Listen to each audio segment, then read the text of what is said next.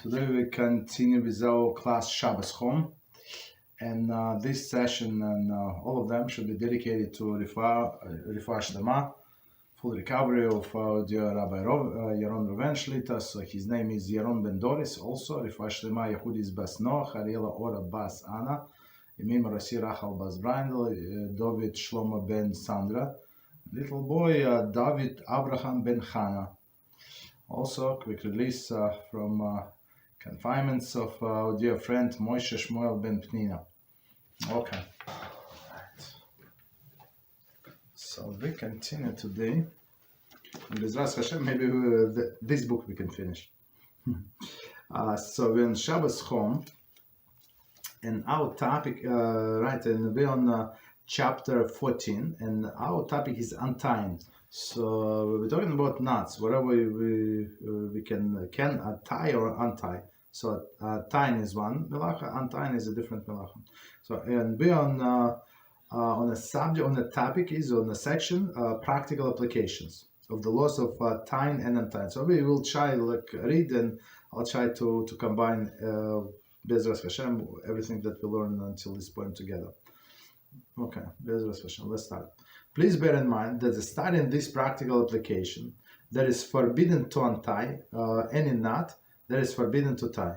Okay, so meaning, again, he reminds, I think for a third time, whatever is forbidden to tie on Shabbos is forbidden to untie. Okay. Unless, as we said last time, it was an accident and stuff like that. Okay, so continue. A, tying loose threads. It is forbidden to make a single knot, right, on a loose thread, so to prevent it from slipping out of the garment. This is forbidden even if one intention to undo the knot in less than 24 hours. Right. So let's do it again. Tying a loose thread. So meaning, you're afraid that the seam is going to run. So that's the thing. So they want to do a single thread, say single knot on a loose thread, and to prevent from slipping out, okay, of the garment. Okay, otherwise, it's going to be disaster. So it's absolutely forbidden. So first of all, it's in a single strand, right? Wait a second. The forbidden, even the intention is to undo the knot in less than 24 hours. So, all right. So because of all this, because it's like a permanent knot, for sure. Okay. So next one, Tzitzis. It is forbidden to tie or untie the knot and the end of the strand of the Tzitzis that prevents from unraveling. It is also forbidden to tie and loosen knots of the Tzitzis. So here's we have Tzitzis, if you can see. So here we have Tzitzis. So it's not allowed to tie these knots or any other knots. Like there is a knot that is connected to the talus itself. Also not allowed to tie. So it's very important for a man when we put Tzitzis on Shabbos or Yom Tov, right? So we check before we say blessing. I mean, we always must check. There is a special paragraph or two paragraphs, right? Before you say the blessing. But before you even start in these things, you have to check. So make sure that your talus is kosher. So sometimes, for example, if a person is shul and he came and he realized that his talus is not kosher, so he should go get another one. Usually there is like communal one, right? Get this one, okay, but not allowed to tie it. So again, there are the different knots. Tzitzis again. It is forbidden to tie or untie. Right? I'm not sure what somebody would untie, but tie, okay, it's understandable. Not at the end of the strand of the tzitzit, prevent from unraveling. So here we're talking not about these knots, but at the end, some people they would do small knots, so to prevent from unraveling. Some would burn a little. Okay, whatever they do. Okay, burn, maybe it's a problem because in some sense a person is destroying. Okay, so continue. Next one, tying shoelaces. According to most poskim, it is forbidden to tie shoelaces with double knot. Moreover, it is forbidden to tie shoelace with a single knot in a bow if the knot will remain intact for more than 24 hours. For example, a person would slip off the shoes at night without undoing the knot. So that's we discussed a few times, but just quickly to remind us, since we at the end of this book, right? So we said double knot is not allowed. So unless we said special circumstance for a kid with a long shoelaces, we said that, right? So and you know for sure that you're going to untie it. So the kid is not going to slip off, and you're that kind of the person that you're going to check, right? That you're going to check, right? And one knot and the bow is allowed. So like it is in some sense it's a permanent knot, right? In some sense, right? But it's allowed if a person is going to untie it in the next 24 hours. So of course, we said there is an opinion about 7 days, but let's not count on 7 days. So meaning if person like if person did not untie it in a first 24 hours, most likely person forgot, most likely, right? And it's going to remain this way. And plus, all of the lazy people who slip off the shoes, that's the problem. So for them, it is not allowed to tie this a single knot in a bow. If the knot will be undone within 24 hours, it is permitted to tie the knot and the bow. Some poskim permit even to double knot if it will be undone within 24 hours, and their opinion may be lenient in case of necessity, right? So exactly as we said, so if it's a normal person who always undo the shoelaces, right? So there is no problem, you can do, right? You can come after Havdalah, as we said yesterday, not earlier than after Havdalah, you can untie your shoes, there is no problem, right? What else? And right, in the cases of necessity, but this necessity, the way I see it, it's only kids. I mean, for adults, they can, I don't know, they can go with a knot in the bow. Okay. So next one, D, untying shoelaces. It is forbidden to untie shoelaces that were tied in a double knot or in a bow knot for more than 24 hours, except in the cases of necessity or physical distress, as explained above.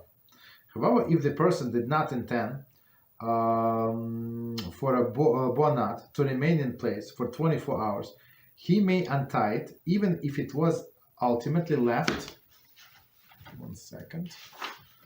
Ultimately left in place for more than 24 hours. Thus, if person slipped off his shoes with the laces tied in a bow knot, and then decided to wear the shoes on Shabbos, he is permitted to undo the knot, even if it had been tied for more than 24 hours. The reason is that it was presumably not his original intention to leave the knot in place for so long, since one usually untied the shoelaces, taking them off. Okay, so a second. Okay, sorry about that. Okay, so let's go over it again. Okay, I mean we did it like a few times before, but since it is here, so let's just. Okay, so it is forbidden to untie the laces that are tied double knot or a bow knot for more than 24 hours. So meaning a person use these shoes during the week, the way I see it, and it was by mistake or like slipped off, or he thought or she thought that they untied the shoelaces, but shoelaces that were tied with a knot in a bow, but it actually entangled and became like double knot. Okay, so it was not an intentions, right? But otherwise it would be forbidden. So if it's like a normal way of doing things, it's forbidden. However, if person did not intend to not about to remain in place for 24 hours, he may untie even if it was ultimately left in place for more than 24 hours. So here is a very important thing is intention of the Jew, kavanah. We call it kavanah. So kavanah with Jew intention is very important, and because of this kavanah depends everything. Like and a person can lose a lot of money. Let's put it this way, because of his intention. If he had a wrong intention during the sacrifices of the animal, the sacrifice is not valid. So now he has to buy another cow, another bull. I don't know how much it costs. I think a lot of money, right? Especially a huge bull, a lot of money. I don't know, 10,000, 20,000. I don't know, a lot of thousands. Okay, so intention is very important. So what he's saying here, if it was not intentional for a person to tie this double knot or this knot in a bow, so there's we can untie. But in case of the lazy person, right, the lazy person who ties the shoelaces once in every 3 years, when it became to what is it? I don't know, like when he wants to make it tighter. So in this case, it would be absolutely forbidden for him to untie it, right? Because his intention for it to remain permanent. Thus, if a person slipped his shoes off with the laces tied in a bow knot and then decided to wear it on Shabbos, it is permitted to undo the knot. Right, so meaning that here was not intentional. Person was tired. Person was late. This and that. I don't know, 1.5 million things. 1.5 million things that happen in our life. So right, the person was tired, and it was not his intention. So for sure he can tie and untie. Okay. Untie and tie. The reason is that it was presumably not his original intention to leave the knot in place so long. So meaning it's a normal way of the person, right? A normal way of person conduct to untie, always. So me personally, I always untie, but sometimes I'm so exhausted, so I don't have a power. Fortunately, I try to, but sometimes that unfortunately happens. Since one usually unties shoes before taking them off, right? So meaning if it's usual practice and he did not do it this time, no problem. So in cases of necessity, this rule applies to double knot as well. Okay. So meaning if you don't have another shoes and it was not your intention and stuff like that. Okay, so continue. So next practical application, of course, opening parcels. So today, I mean, this book was written some years ago. I mean, most of the things did not change, as we understand.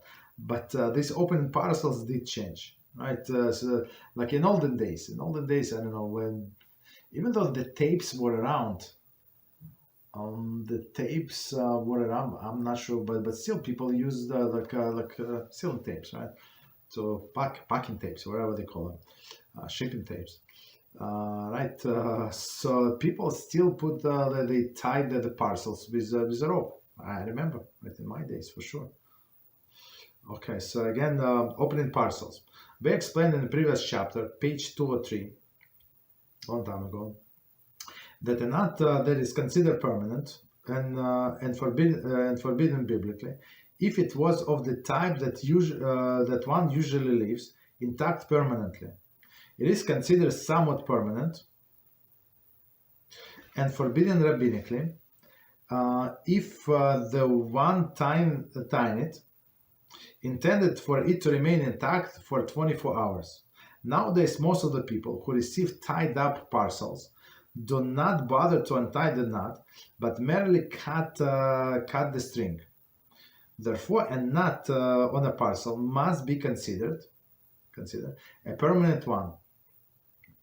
Accordingly, one who received the parcel that is knotted should not undo the knot on Shabbos, but should cut the string in a destructive fashion.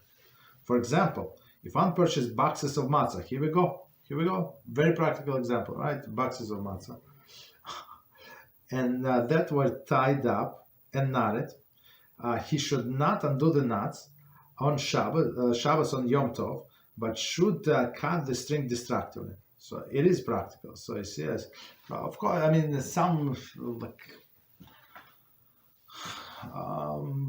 if you buy 1 pound boxes, usually they're like prepackaged and that's it.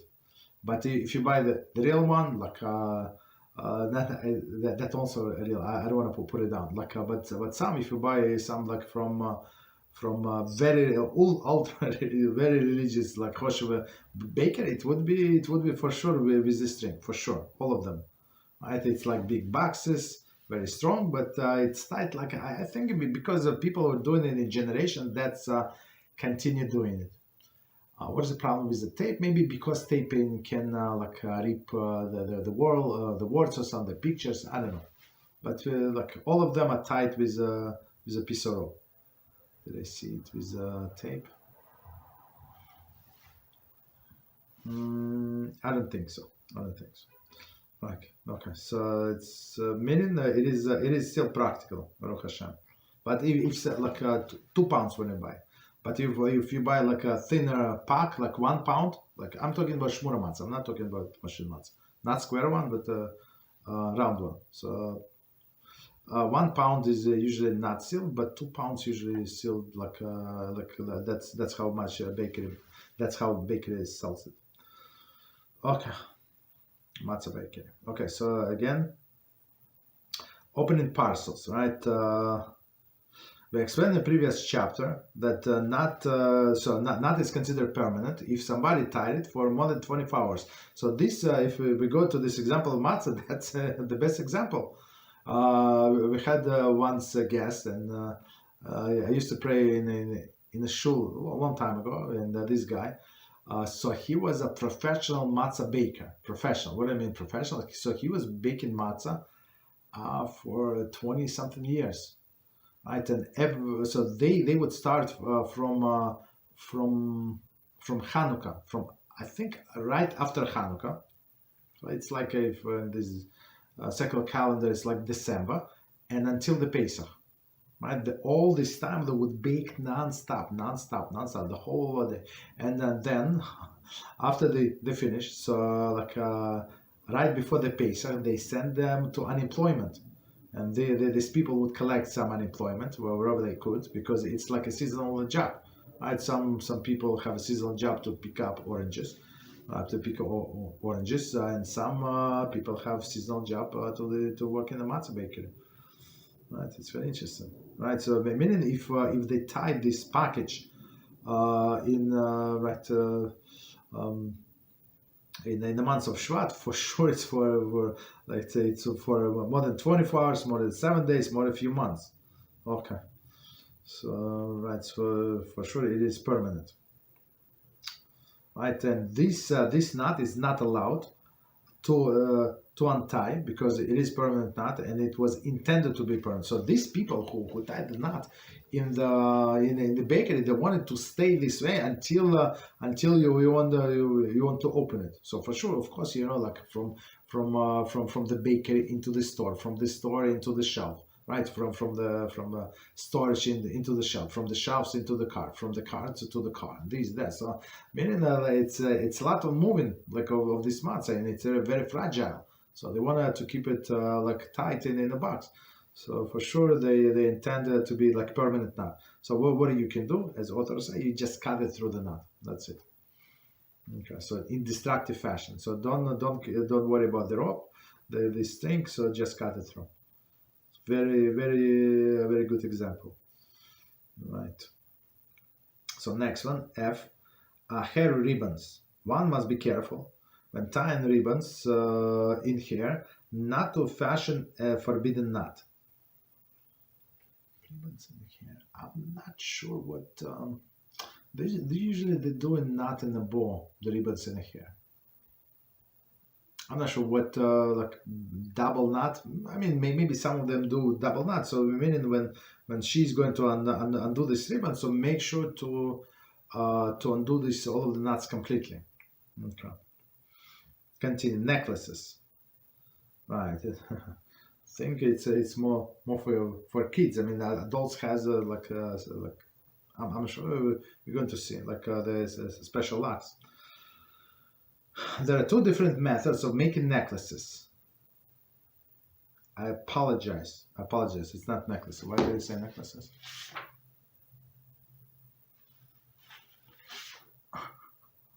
there is no necklaces. Sorry. I think we learned about the necklaces where we're talking about. Yeah, now I remember.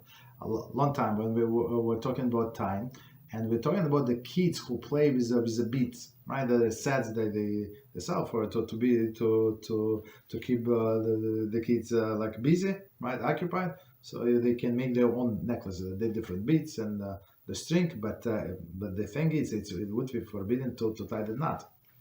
Right, to hold it together. There is a permissible way, but okay. So now we're talking the neckties. Neckties. There are two different methods of making neckties. One of which is permitted, one is questionable. Right.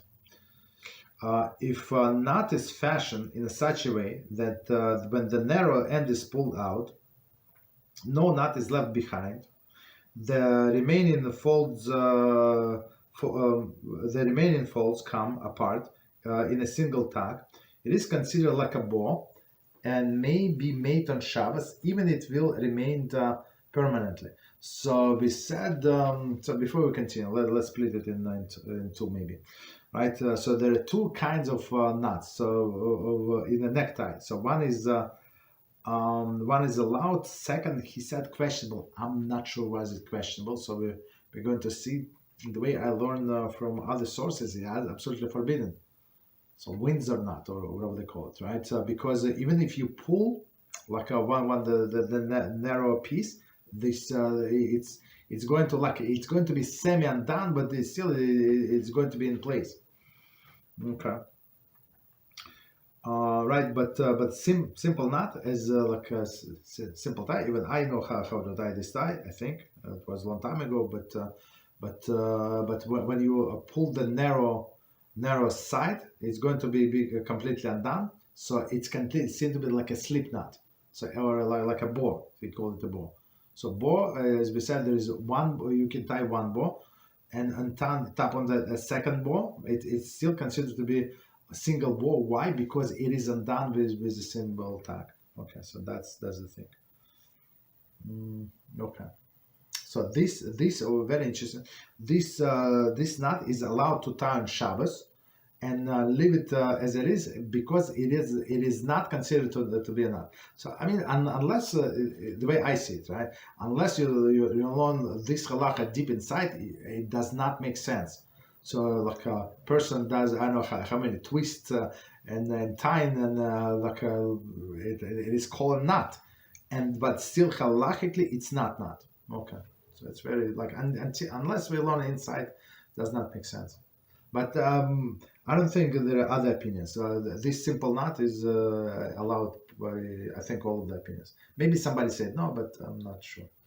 Okay.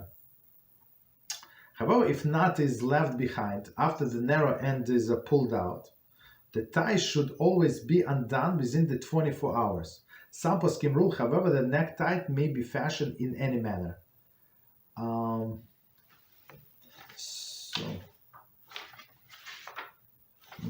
So again, so this more sophisticated knot. So according to some opinion,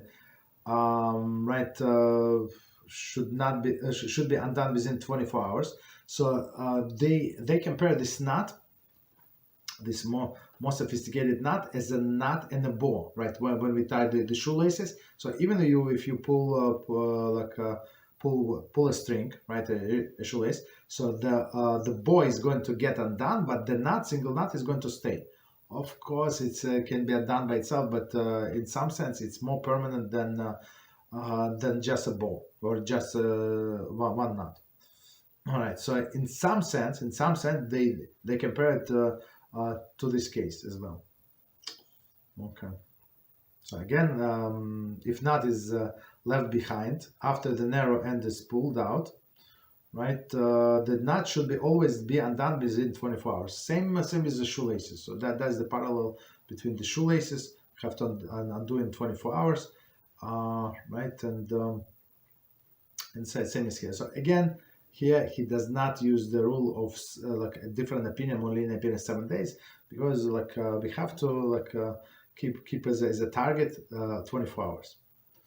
Some poskim rule, however, that the necktie may be fashioned in any manner. Okay, so let's be careful. Let's be careful, and we're trying to satisfy all of the opinions possible. So, like, if somebody needs to tie a tie, so make sure that you untie, or like just tie it before Shabbos, right? That's according to all of the opinion. So if you tie before Shabbos, that's it, right? Because I mean, in my mind, it's like that does not make sense unless a person like there is fancy schmancy guys. I guess.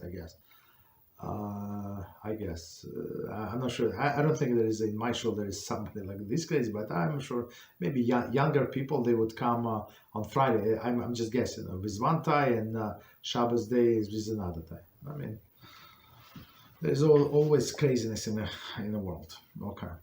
But in this case, yes, maybe he would need two different ties. But if a person would use the tie, one tie for the whole Shabbos, for sure, like before going to shul, he's going to tie a tie like before Shabbos, and that's it. So you're good, according to all of the opinions.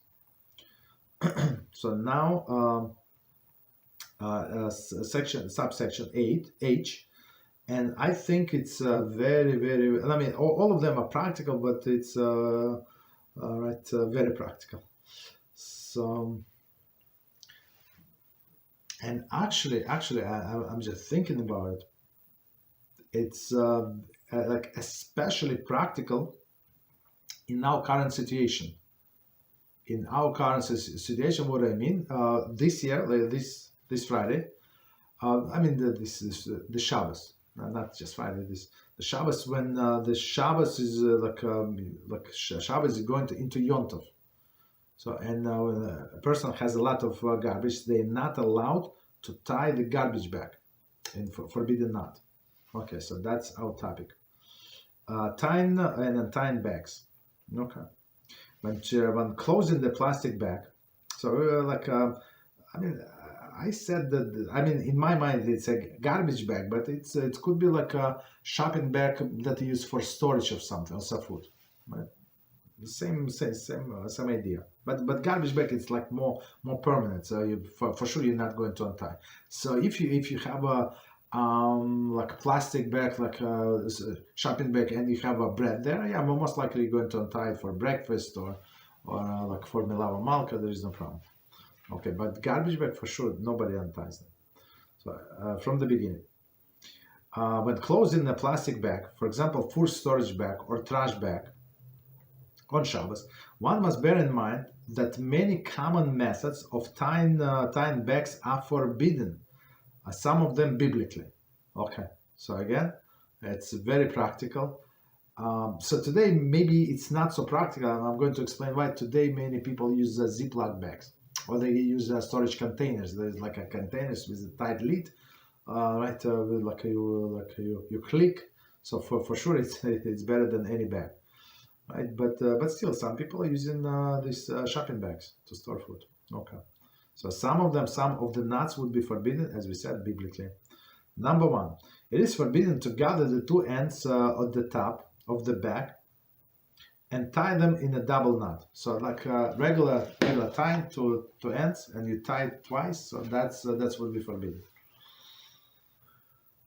Right. So I mean, if in my mind, like there is no reason, like for food storage, there is no reason to do this whatsoever. But a person might be tempted to do that for a garbage bag, right? For example, it smells like it's very hot. Let's say very hot that they ate fish.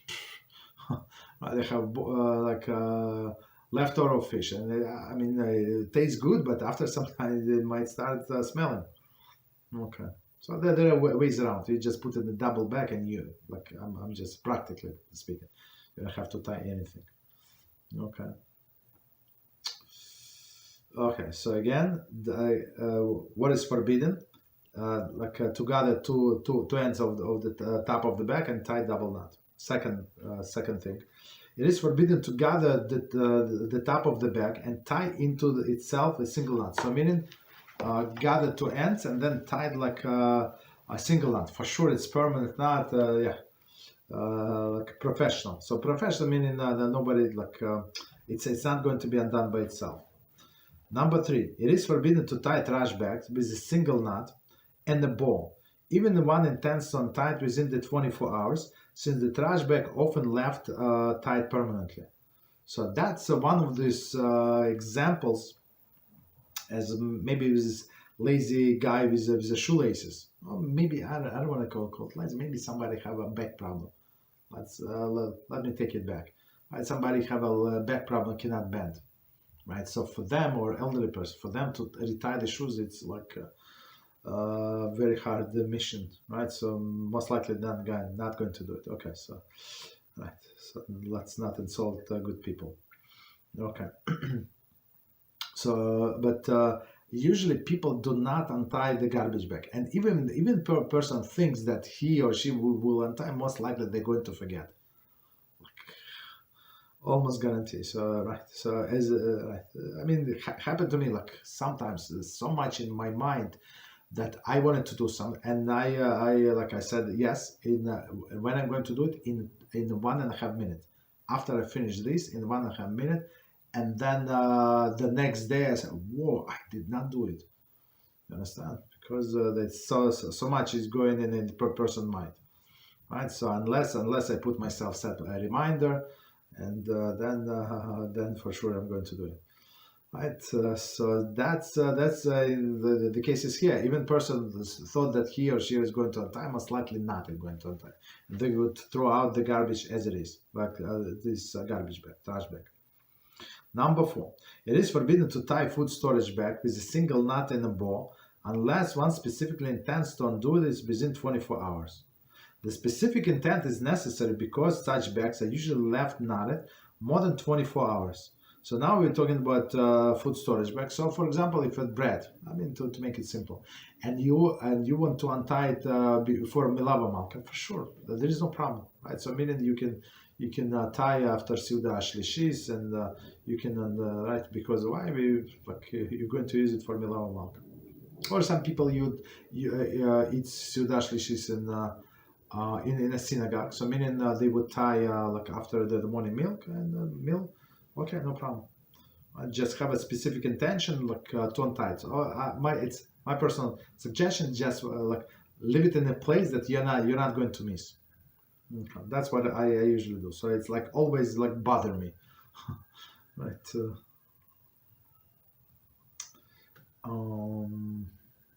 24 hours. Continue. The only permitted way of tying a trash bag or food storage bag that may remain tied for more than 24 hours is gathering two ends on the top and tying single knot. See below concerning twist ties. Okay, so again, like a straight way of tying this food storage bag. Usually it's not going to undone. So like sometimes we need to put something in a storage bag. So we just tag these ends under the bag itself. That's it, under the item itself. It's not going to get undone. Okay, it's going to stay there forever. Basically, there is no need to do the double knot. So one knot is allowed, right? And with this, what is it? With this trash bag, also one knot. So what I would suggest, if you have some like I don't know some food that starts smelling or something, especially like at 3 days Yom Tov, it's possible, right? If it's where you live is very hot, right? It's possible. So after 3 days, or on the second day, it might start smelling, right? So you can just put this bag like upside down into another bag, and that's it. It's closed. Right, I mean, do one knot, put it upside down, and like no smell. Very simple. Okay. Right. So meaning with all of these bags only with the storage bag, that person might not untie the 24 hours. So do only a single knot. Continue. It is forbidden to untie any knot that would be forbidden to tie. Right. Again, the same idea. Wherever you're not allowed to tie, you're not allowed to untie. Thus, one may not untie food storage bag whose top was gathered together and tied into itself in a single knot. Right. One whose type was tied with the two ends gathered together in a double knot. The one that was tied with a knot and a bow and was intended to remain intact for more than 24 hours. So we're talking about all these cases, right? All of the forbidden cases, whether like two ends, they gather two ends together and do a single knot, or gather two ends together and do double knot, or do one knot and a bow, but they intend for it to be tied for more than 24 hours. So in this case, it's I mean, we're going to see like what to do, but like I would say just destroy the bag. So as we did with that string, right? It's like don't even destroy the knot. You can cut under the knot. So I would do like under the knot, and that's it. You're good. So you throw the bag. So maybe in right, you just throw out the bag. Okay. If the bag was tied with one of these knots, so again double knot, single knot, like two strands together, or knot and a bow and with intention for it to stay like this for more than 24 hours. So meaning all of these were tied before Shabbos, even before Shabbos. Okay. Right. So since you're not allowed to tie those on Shabbos, so you're not allowed to untie those. However, if there is if the bag is tied with one of these knots, one should tear it open in destructive fashion. So I say like most of them, like shopping bags, have some writing on that. So just cut below the knot and throw out, and that's it. Or like cut sideways when there's no letters and no pictures. Right. So next is I, plastic twist tie. Okay. According to some poskim, it is permitted to use a plastic twist tie to close the bag on Shabbos. However, other poskim forbid this, since the end of the tie remain firmly fastened to each other through the twisting. And as mentioned in the beginning of the previous chapter, twisting strands together tightly considered a form of tying. A simple way of avoiding this prohibition, according to this poskim, is to fasten the tie by the winding it tightly around the back several times, rather than twisting the ends at the tight of the tie together. So what are we talking about? Twist tie. I have not seen them for a long time. No, sometimes. Where do I see it? I'm not sure. I'm not sure. No, some like once a month maybe I see it, but it's used to be olden days, like constantly. All of these packages were tied with a twist tie. So meaning a piece of plastic. I think it says plastic, but I think there is in all this plastic and some of them made of paper, but there is the metal wire inside to make it firmer, right? So meaning otherwise, if plastic is not going to hold it, right? So meaning like it's a piece of this plastic, but inside of a wire, and you just twist. So and of course, it's not going to undone by itself. It's very very strong. So according to some opinions, right, to some of poskim, it is absolutely forbidden, right? It is it's like a knot. So meaning no, what is not like you did something to the strands and it's going to stay there forever. So this thing for sure is going to stay forever, right? Right. So how can you like avoid this? You just wind around. So and even if you do tightly, it's going to stay, right? It's going to stay there. Okay. So next one, we learned it a long time ago. But let's remind ourselves. Next one is bandages. Oh no, bandages. It's not band-aids. Like bandages.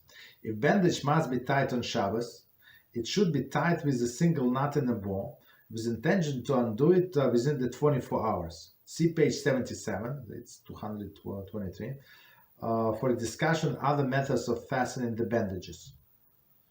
Right. Obviously, however, if the life-threatening situation, any necessary knot is maybe fashioned. Okay, so bandages like in old style bandages, right? Um, right. When a person that does the bandage, they have to they have to close it somewhere. Like in olden days, well, what do you do? Like you do a knot and you do a bow or double knot, so for sure it's not going to slip off. But today, what do they do? Uh, they have gaiters or whatever they call like metal thingy, like with a teeth. It's like inside from two sides, and that's how you connect it, and it's going to stand, to stay in place for a long time.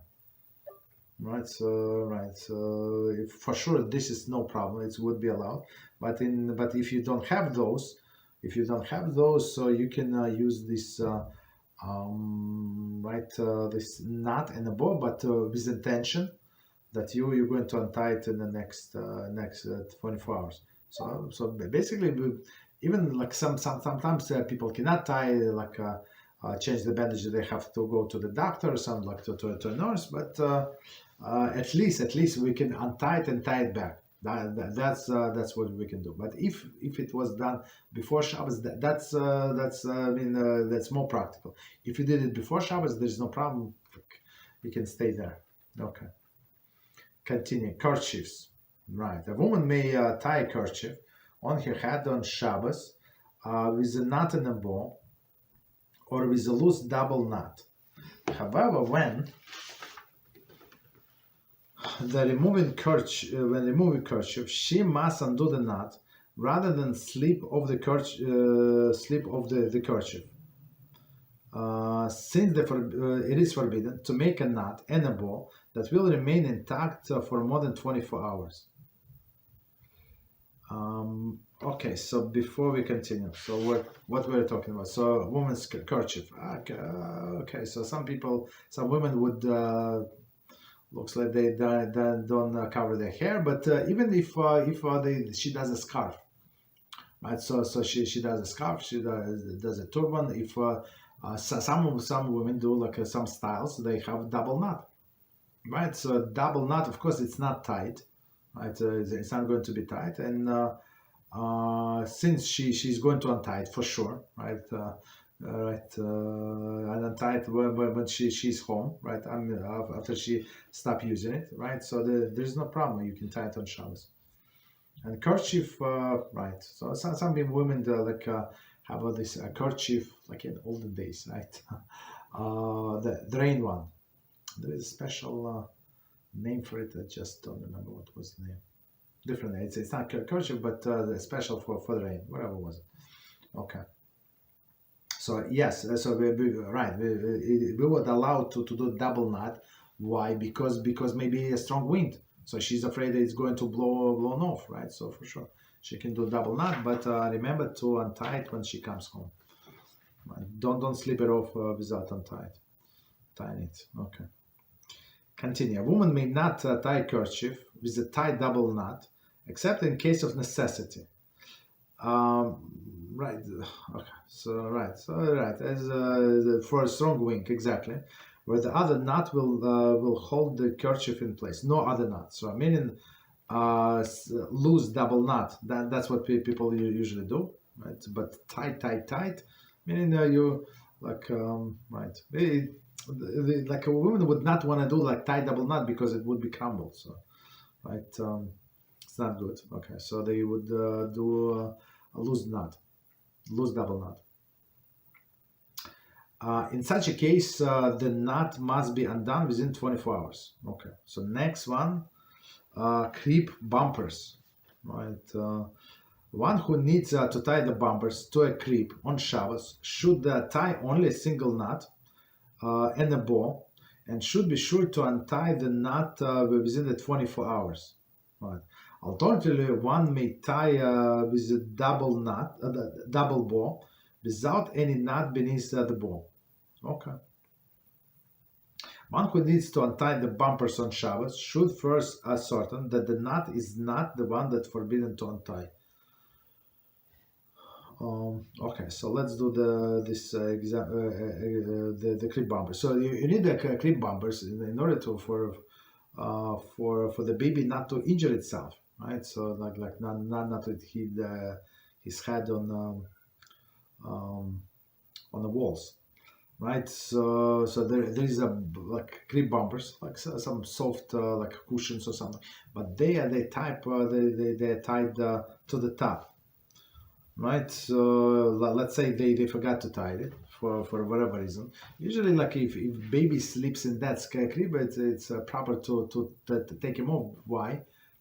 Because it's going to be more air. Because like of course it's like close the circulation of air. Like when baby is active and he or she stands, that's a different story. But when it sleeps, it's better like to have more air. Okay, so now but if they have baby sleeps in one crib and place in another, there is no problem, right? So meaning you can tie before Shabbos. Okay. So now if you needed to tie it on Shabbos for whatever reason, so do a knot in a bow, but remember to untie it in the 24 hours, or do double knot, a double bow. We said because it's like it's not a knot at all, right? But if you need to retire it or to move it higher, lower, or something, so before untie. Before I adjust this bumper, before untied, make sure that it was tied with permissible knot. So if it was a double knot or it was not in a bow, but the intention was to stay there forever, so it's not allowed to untie it. So that's the thing. So this knot in a bow is allowed to tie on Shabbos, or allowed to untie only if it was tied with intention to be untied in 24 hours. Okay, bead games. Oh, here we go. So okay, called bead games. The children often make necklaces by the threading a string through the beads. Okay, it is forbidden to tie a single knot and each end. Sorry, as we understand, at each end of the string. It is permitted, however, to make a slip knot, and that right. The slip knot is, as we said, it's not considered a knot on each end. Slip knot. One second, each end. When the threading is completed, when threading is completed, at the end of the necklace may be tied together only with a single knot and a bow that will be opened within the 24 hours with a double bow. One must also be careful not to untie any forbidden knot of a necklace that was made before Shabbos. Okay, so let's do this as well. Of course, like as I said, does not apply to adults because usually there are like reliable locks to hold these necklaces in place. But here we're talking about kids. So again, it's a game, so they're not allowed to tie a single knot, and sometimes there is ends in this game where you can tie with one knot, which is would not be allowed in our case. Right, but you can do a slip knot. Again, slip knot is not considered to be knot at all. There is no problem. And then when they do one slip knot from one side, one from another, when she puts it on herself, so like suggestion is to make it a little tighter. Why? Because she would not be able to take it off without untying. Just a practical advice. Okay. Right, and the issue would be if for example they want to undo this necklace that was done before, but it was tied on the ends with the forbidden knot. So right, meaning even if it's a knot and a bow that was meant to be in place for a long time, so it would not be allowed to untie on Shabbos. Okay. So last thing we say, one must also be careful not to untie any forbidden knot necklace made before Shabbos. Okay, got it. And the last thing, believe it or not, in this volume is Lulav, right? Of the 4 species that one must take in hand on Sukkot, right, is Lulav, Esrog, Hadassim, Aravas. So four things. It is customary to tie these three together, the Lulav, Hadassim, and Aravas. So Lulav is a long one, is a palm branch, right? Hadassim is what is it? From a fig palm, like tiny leaves, right? Nice smelling ones. And Aravas is a willow, right? So Lulav is in the middle, and those are two on the sides, two and three. Okay, two Aravas and three Hadassim, I think.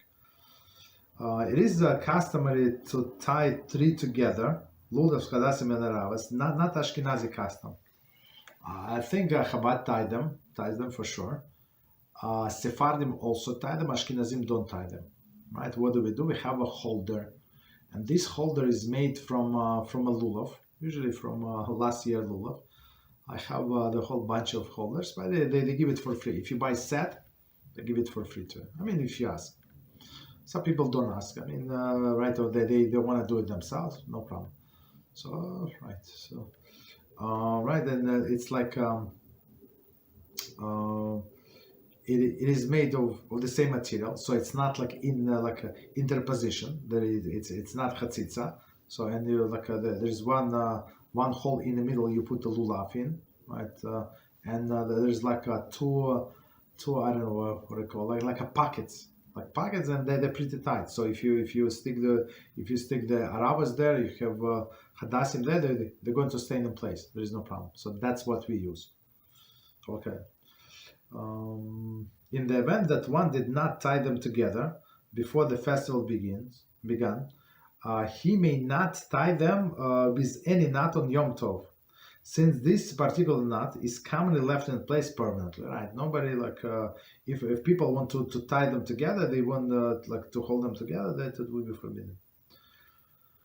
The only practical possible way of binding the species together is to wind strap around them and tag the ends of the strap to hold it in place. So now he gives practical solution. They tie together many times of the string, and then tie it like a whatever is the word, tag the ends like inside. It's going to hold together. Okay. But right, Ashkenazi solution, I think it's very straightforward and very simple, right? And you can always put, especially on the holidays, you can put it in water. So you can remove these things. You can put it in refrigerator. You can put it in water. You can do whatever you want. But Lulav usually people don't put in water, right? So in this case, you need to undo this set, right, in order to put it in water or in the refrigerator. So, but if it's tied together with Lulav, unless you have like commercial refrigerator or something, right? So you can do it. But otherwise, if you have normal Lulav, like 4 feet or some 5 feet or some 5 feet maybe, even 5 feet. You're not going to put it in your refrigerator. All right, so we say Chazak, Chazak, V'nei Chazak. So we finish another book, Baruch HaShem, and we have a second volume. So it's only we're halfway through. Baruch HaShem. All right, so very good. Let's stop here. So tomorrow is a fast of the firstborn. If somebody is firstborn male, if not firstborn male, or for example, if somebody mother has had a miscarriage, has for shalom, or other things, like it was as a child before, so a person is not firstborn, not obligated to fast. Or a person who is feels sick, for example, a firstborn, but feel sick or even weak, not obligated to fast as well. Okay. So, and tomorrow night we search for Chometz. All right, so thank you very much. So let's stop here. Tomorrow we're going to continue with our class Kosher Kitchen. Thank you and good night.